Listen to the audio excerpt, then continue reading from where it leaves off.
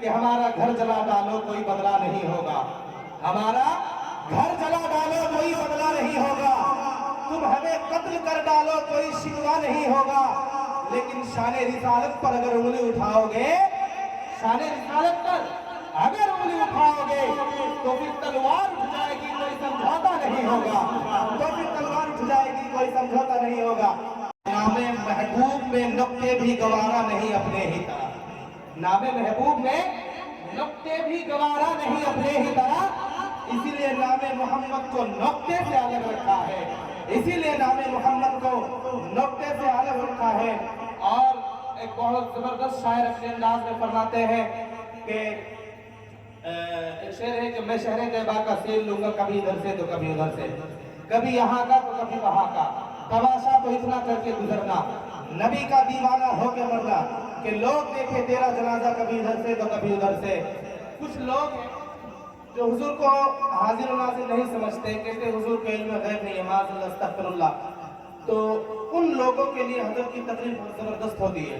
شاعر فرماتے ہیں کہ دانا پانی ہے نبی کا کھانا پینا چھوڑ دے، دانا پانی ہے نبی کا کھانا پینا چھوڑ دے، یہ ہوائیں بھی ہے ان کی تو سانسیں لینا چھوڑ دے، ہے اگر نجلی تجھے جلن اتنا ہی میرے سرکار سے، ہے اگر نجلی تجھے جلن اتنا ہی میرے سرکار سے، ارے ساری دنیا ہے میرے مصطفیٰ کی تو یہ دنیا ہی چھوڑ دے، ساری دنیا ہے مصطفیٰ کی تو یہ دنیا ہی چھوڑ دے۔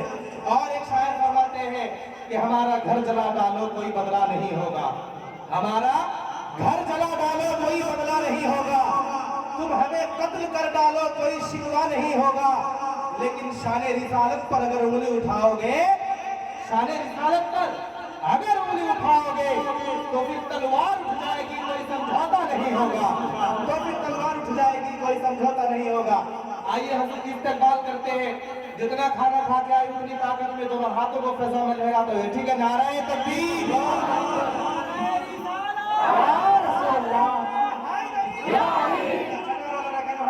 نعرہ رسالت، نعرہ حیدری، مسجد اعلیٰ حضرت، علماء اہل سنت، علماء اہل سنت، نعرہ تکبیر، نعرہ رسالت، نعرہ حیدری۔ مدرسہ خانقاہ ماں باپ اپنی ایکٹیویٹیز نماز روزے پہ ہمیشہ نظر رکھتا ہے، دین کا غم لگا لیتا ہے، اس کو پوری دنیا کا ٹینشن ہے، اس کو یہ بندہ ہمیشہ صرف بزنس کے بارے میں سوچتا رہتا ہے۔ تو حضور کیا فرماتے ہیں؟ جو اپنے پیچھے دین کا غم لگا لیتا ہے اللہ اس کی دنیا کا کفیل اور ذمہ دار ہو جاتا ہے۔ کیا زور سے بولیے سبحان اللہ۔ بس آج 3 گھنٹے نہیں بولوں گا، صرف 1 گھنٹہ بولوں گا۔ آج ایک جملے کو غور سے سنیے۔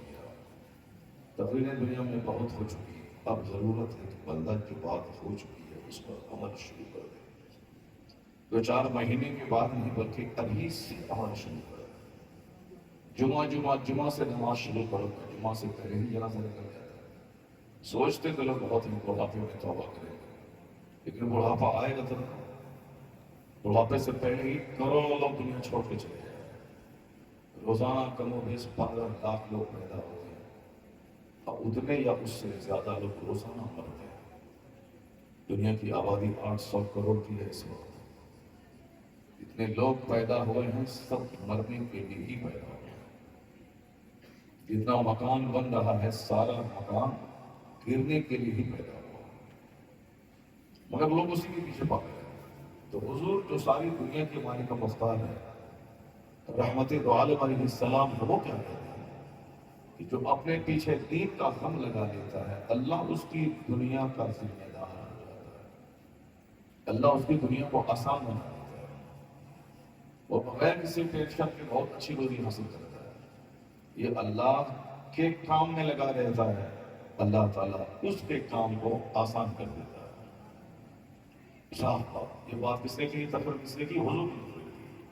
کہاں کی؟ مالدہ بنگال میں نہیں، پٹنہ بہار میں نہیں، بمبئی مہاراشٹر میں نہیں، بلکہ مینا کی سرزمین میں آخری حج کے موقع پر آپ نے تقریر کی۔ وہ مینا جو 2 پہاڑ کے بیچ میں ایک نالے کی طرح ہے،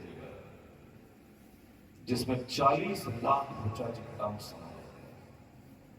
اسی کا نام ہے مسجد خیف. اسی کا نام ہے وہ تینوں جواہرات ہیں جس میں شیطان کی شکل کی دیوار ایک بنائی ہوئی ہے. ایک سمبولک طور پر اسی میں پتھر مارا جاتا ہے.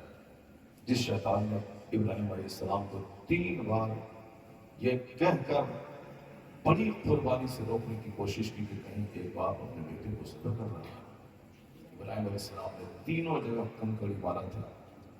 اس کے بعد پھر پہاڑ کے اوپر چڑھ گئے. وہ جگہ آج تک ہے.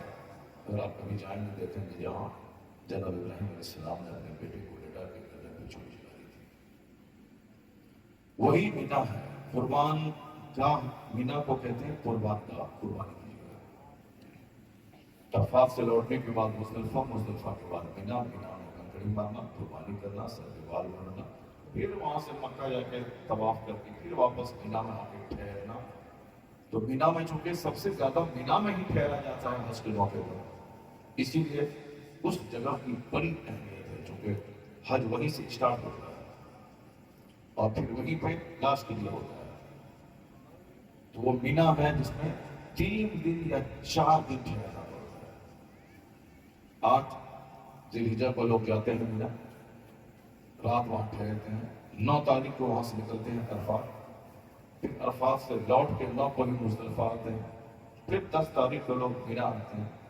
مینا میں سب سے پہلے شیطان کو کنکڑی مارتے ہیں. اس کے بعد قربانی کرتے ہیں. پھر اپنے سر کے بال بدلتے ہیں.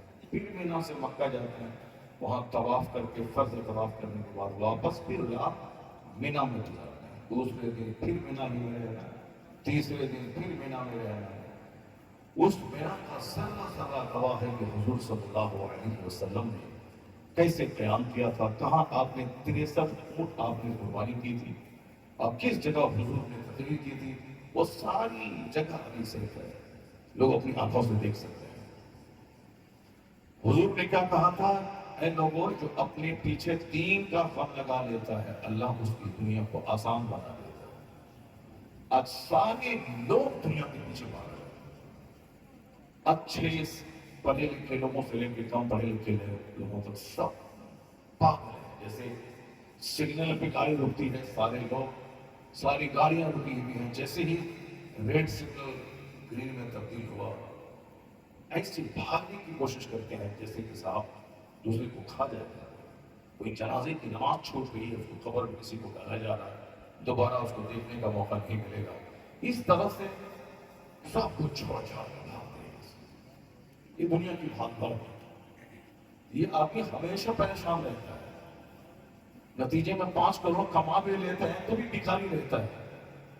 کیونکہ سکون دینے والا تو اللہ ہے, چین دینے والا اللہ ہے. مگر لوگ چاہتے ہیں کہ مکان اور مال اور مال میں سکون مل جائے, تو مال بنانے کے بعد پھر مایوسی آ جائے. فارچونر خریدنے کے بعد پھر بندہ اندر سے ٹوٹ جاتا ہے. دوسرے کا 5 کروڑ کی گاڑی دیکھتا ہے کہ اپنے آپ کو غریب سمجھنے لگتا ہے. پھر اس کو لگتا ہے کہ مجھ کو بھی 10 کروڑ کی گاڑی خریدنی چاہیے. مر جاؤ اسی میں. اور مر رہے ہیں لوگ. کوئی پاخانوں میں مر رہا ہے, کوئی باتھ روم میں مر رہا ہے, کوئی ایکسیڈنٹ کر کے مر رہا ہے, اور کوئی صاحب پلین کریش میں مر رہا ہے. مر رہا ہے, سارے لوگ مر رہے ہیں. پیدا ہونے والے مرنے کے لیے ہی آئے ہیں. لیکن بہت سے خوش نصیب ایسے ہیں جو اس مرنے والوں کی دنیا میں جن کا چہرہ گلاب کی طرح ہرا بھرا رہتا ہے, جو مٹی کے گھر میں رہتے ہیں, وہ مسکراتے ہیں, جس کے پاس آمدنی کے ذرائع کم ہیں مگر اس کے باوجود وہ کھلتے رہتے ہیں. تو اللہ نے سکون مال میں ہی رکھا ہے. اللہ نے سکون اس گھر میں رکھا ہے جس گھر میں سجدہ ہو, تلاوت ہو, عبادت ہو, ذکر الہی ہو. کرائے کے گھر سے بھی لاش نکلتی ہے, اور خود کے بنائے ہوئے 10 کروڑ روپے کے گھر سے بھی لاش نکلتی ہے. لیکن دونوں جاتی کہاں ہیں؟ وہی قبرستان, 2 گز زمین کا. تو اپنے گھر سے ڈیڈ باڈی نکلے یا کرائے کے گھر سے ڈیڈ باڈی نکلے, بات تو برابر ہے. دونوں کا انجام وہی قبرستان ہے, 2 گز زمین, 2 گز زمین. اور یہاں صاحب خوشابہ مکان, wall putty, granite, tiles, marble, false سے ceiling, electrical work, plumbing work, wooden work, یعنی اتنا لوگوں نے نکال دیا ہے. پیسہ کے خرچ ہونے کا, برباد ہونے کا سسٹم لوگوں نے نکال دیا ہے. پہلے زمانے میں اینٹ چھٹ جاتی تھی اس پہ پلاسٹر سیمنٹ کا ہو جاتا تھا، چونا لپیٹ دیا گیا، گھر بالکل وائٹ اینڈ وائٹ نظر آتا تھا، ہو گیا رہنے کے لائق۔ لیکن آج کل جتنے پیسے دیوار اور چھت میں لگتے ہیں اس سے ڈبل پیسے صرف فنش کرنے